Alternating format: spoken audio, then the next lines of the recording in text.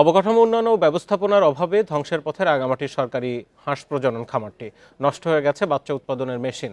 খামারে নেই জনবল, এতে উৎপাদন শূন্যের কোটায় নেমে এসেছে। ফলে খামার করতে পারছেন না উদ্যোক্তারা। কাপ্তাই হ্রদের তীরে রাঙামাটি শহরের আসামবস্তিতে ২০০১ সালে গড়ে তোলা হয় হ্যাচারি সহ আঞ্চলিক হাঁসের খামার। ২০১০ সাল পর্যন্ত খামারে হাঁস উৎপাদন স্বাভাবিক ছিল। তবে অবকাঠামো উন্নয়ন ও ব্যবস্থাপনার অভাবে ধ্বংসের পথে খামারটি। নষ্ট হয়ে গেছে বাচ্চা উৎপাদনের সরঞ্জাম। অভিযোগ রয়েছে নানা অনিয়মের কারণে পুরো বন্ধ হয়ে যায় হাঁস উৎপাদন। চাইলে কিন্তু অনেক হাঁসের একটা ফার্ম করতে পারি।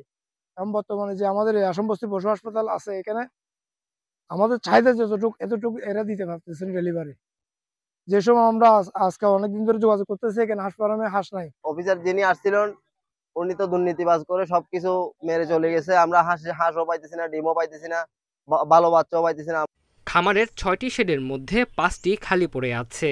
বাইরে থেকে বাচ্চা এনে একটি শেডে লালন পালন করছে খামার কর্তৃপক্ষ। রাঙামাটির পাশাপাশি চট্টগ্রাম বিভাগ, কক্সবাজার, রাঙ্গুনিয়া, রাউজান, ওখান থেকেও আমাদের প্রচুর হাঁসের বাচ্চার ডিমান্ড থাকে আর কি। কারণ আমরা যদি এখানে নিজস্ব হাঁসের বাচ্চা উৎপাদন করতে পারি, তাহলে আমরা এটা এই যে ডিমান্ডের চাহিদা পূরণ করতে সক্ষম হবো আর কি। সংকটের সুযোগে প্রতিষ্ঠানের সীমানা প্রাচীর ভেঙে সাধারণ মানুষ অবাধে চলাচল করছে। চুরি হয়ে যাচ্ছে খামারের যন্ত্রপাতি। নতুন করে উৎপাদন শুরুর পরিকল্পনা চলছে বলে জানালেন ব্যবস্থাপক। সবগুলো ওয়াল হচ্ছে উপরের ছাদ থেকে সিলিং খসে পড়তেছে।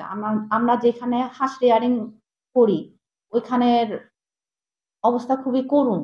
মানে বর্ষাকালে পানি পড়ে, এগুলো হাঁসের রোগ ব্যাধি দেখা যাচ্ছে আরো একটু বেশি হয়ে যাচ্ছে এই সমস্যার কারণে।